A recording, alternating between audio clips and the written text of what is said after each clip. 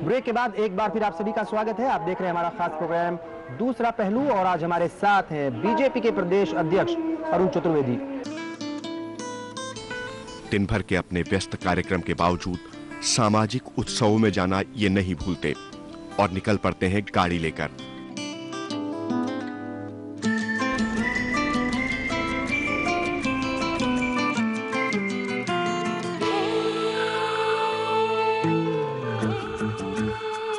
अभी पहुंचे हैं एक रात्रि भोज में।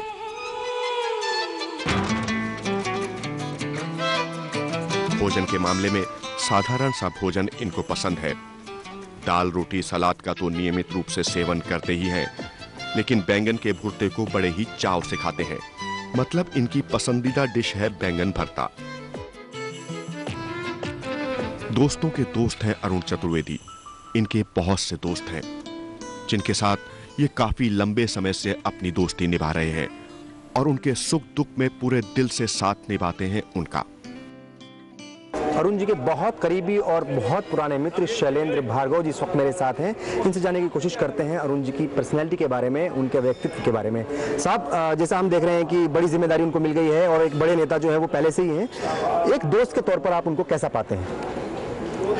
एक दोस्त के तौर पर उन्होंने, मैं जो मानता हूँ, उन्होंने हमेशा संगठन में बिल्कुल परिवार की भांति कार्य किया है और मेरा मानना है कि अभी भी वो जिस तरह से भी कार्य करेंगे उसमें परिवार का अंश कुछ ना कुछ जरूर आपको मिलेगा। अच्छा संगठन करता, कुशल वक्ता, जो संगठन के अंदर पारिवारिक भाव होना चाहिए उसको बनाने वाला व्यक्तित्व, साथ में कभी भी किसी के साथ कोई पीड़ा हो हर समय हाजिर रहना। अरुण जी के दो और बहुत करीबी दोस्त हमारे साथ हैं, इनसे भी जानने की कोशिश करेंगे अरुण जी के बारे में। सबसे पहले मेरे एक दोस्त के तौर पर अगर मैं जानना चाहूँ, दोस्त में क्या है कि हर किसी के साथ में किसी भी टाइम पे सब दुख दर्द में तैयार रहते हैं। कभी भी काल होते हैं, रात दिन और रात में देखते हैं, जैसी मदद करनी है उनको हर तरह की मदद करते हैं जितना हो सकता है इनसे। एक पारिवारिक तौर पर जो है आप इनको देखते हैं, दोस्त की तरह भी देखते हैं, तो कभी घर में कोई ऐसी वैसी बात हो जाती है तो क्या मध्यस्थता करने के लिए आते हैं ये कभी?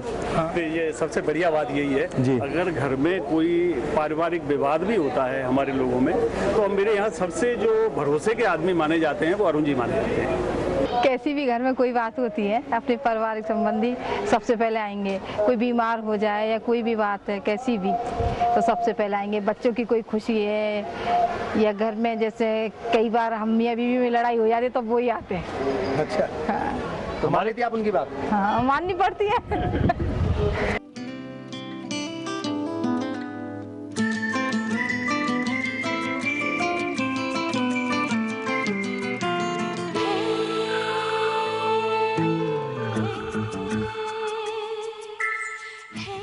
अरुण जी से कुछ और बातें करते हैं और जानने की कोशिश करते हैं इनकी ज़िंदगी की वो निजी बातें जो हमसे ये शेयर करना चाहेंगे और कुछ राजनीति से जुड़ी हुई बातें भी। एक बहुत अच्छी बात जो है मैं देख रहा हूँ कि मैंने जितने लोगों से भी बात की आपके बारे में, वो सब कह रहे हैं कि बहुत ही अच्छे दोस्त हैं, किसी एक ने भी नेगेटिव पॉइंट नहीं बताया, सब तारीफ ही कर रहे हैं आपकी। मुझे लगता है ये बहुत अच्छी बात है। मुझे नहीं पता, शायद वो सामने आप होने के कारण से जी, जी। मेरी कमी की बात नहीं की होगी, लेकिन जो निकट का मित्र नहीं, बाद में भी हमने बात की है तो उन्होंने मेरे गुस्से को भी कई बार जला होगा, कई मेरे रूखेपन को भी जला होगा, रही होगी। लेकिन बाई लार जो दोस्त हैं उनको तो जो जैसी बात कहनी चाहिए रहती है जी, इतना ही उसके पीछे। फ्लैशबैक में जाएं, थोड़ा पहले की बात करें तो लेक्चरर हुआ करते थे आप और बच्चों को जो है वो एजुकेशन शिक्षा दे रहे थे, तो अचानक जो है फिर कैसे फैसला किया आपने कि आप जो है सियासत में आगे और राजनीति आपने ज्वाइन कर ली? 1985 में मैंने एमकॉम किया, पीएचडी कर रहा था, करते करते लेक्चरशिप के लिए मैंने अप्लाई किया और यूनिवर्सिटी में 1985 में सभी डिपार्टमेंट्स में सिलेक्शन हुए जी। बिजनेस एडमिनिस्ट्रेशन डिपार्टमेंट ऐसा रहा जिसमें सिलेक्शन नहीं किया जी। उसमें ऐसा हुआ कि मैं नंबर 1 पे था, उसमें अगर पोस्टिंग होता तो मेरा नंबर 1 पे मैं था। अच्छा। यूनिवर्सिटी में इसका आता रहा तो मैं नंबर 1 पे था जी। लेकिन अकस्मात वहाँ कुछ एक ग्रुप ऐसा बना जो मेरे विचार के विरोधी लोग थे, जिन्होंने वाइस चांसलर के ऊपर इस बात के लिए प्रेशराइज किया कि इस विभाग में इसका अपॉइंटमेंट नहीं किया। वो उस प्रेशर में आए, प्रोफेसर कुछ लोगों ने आपको बुरा करना किया और वो मैं उसके कारण से मुझे वहाँ उस समय अपॉइंटमेंट नहीं मिला। बाद में मैंने सुबोध कॉलेज में लेक्चरशिप की। उसके बाद कहते हैं कि जो होता है अच्छे के लिए होता है और शायद जो कुछ हुआ था वो अच्छे के लिए, शायद वो आपको राजनीति में आना था और कुछ अच्छे काम करने थे। यही था कि मुझे शायद नियति को मंजूर ये था कि मैं इधर आऊँ। वकालत मैंने शुरू की 1992 में और वहाँ भी मैंने हाईकोर्ट में जो है आप बैठे हैं, बिल्कुल पूरी तरह से मैंने अब 9 तारीख को जब मेरा ये समाचार आया तब तक मैं नियमित रूप से हाईकोर्ट जाता था और मैं संतुष्ट हूँ वहाँ का जीवन भी और वहाँ की अपने प्रोफेशन के प्रति जितना मैं कर सकता था ईमानदारी के साथ मैंने काम किया। कभी कुछ झटके भी लगे राजनीति में? कहते हैं कि बड़े उतार चढ़ाव का जो है ये माहौल रहता है राजनीति के अंदर, कुछ इस तरह की जो है चीजें हुई? कोई झटके ऐसे नहीं कि मैं बहुत ज्यादा महत्वाकांक्षा लेकर नहीं चला। ये बात सही है कि मैं राजनीति में हूँ तो एक कल्पना कभी चुनाव का था, चुनाव की इच्छा भी रही और मैंने उसके लिए ज्यादा कुछ नहीं कहा। मेरे से जो वरिष्ठ कार्यकर्ता है 2003 में और 2008 में अपनी इच्छा उनको व्यक्त की।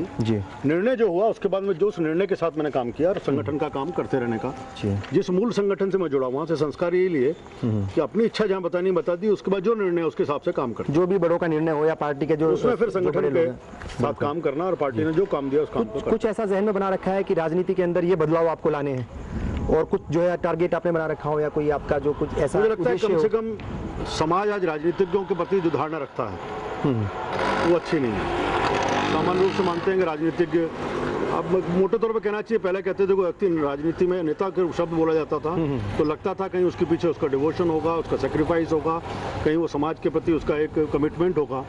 अब वो चीज़ नेता को कहता है तो लगता है गाली दे रहा है कोई। मैं चाहता हूँ कि ऐसे अच्छे लोगों की भी कुछ टोली राजनीति में खड़ी हो।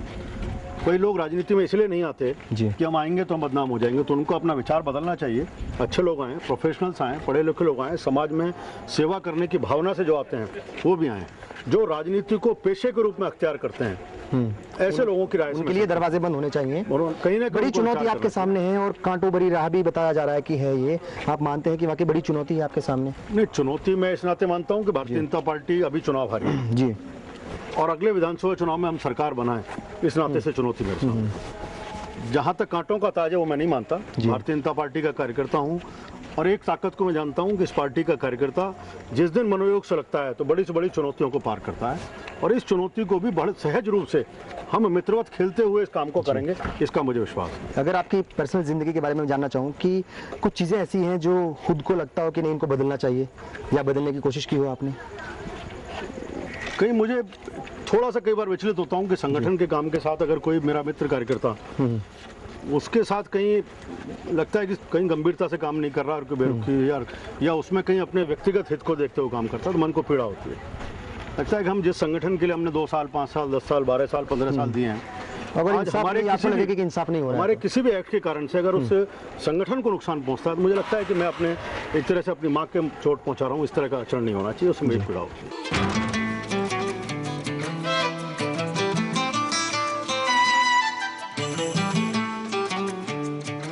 निष्ठा और लगन से काम करने के इरादे के साथ आगे बढ़ रहे हैं और बढ़ते रहेंगे। मंजिलें आपसे आप करीब आती जाएंगी।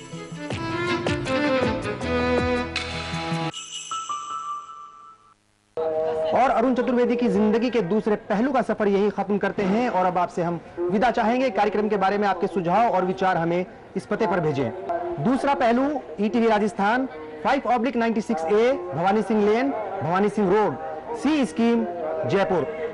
और इस वादे के साथ कि अगले हफ्ते एक नई शख्सियत के साथ फिर हाजिर होंगे उसकी जिंदगी का दूसरा पहलू लेकर। तब तक के लिए पूरी टीम को इजाजत दीजिए। नमस्कार।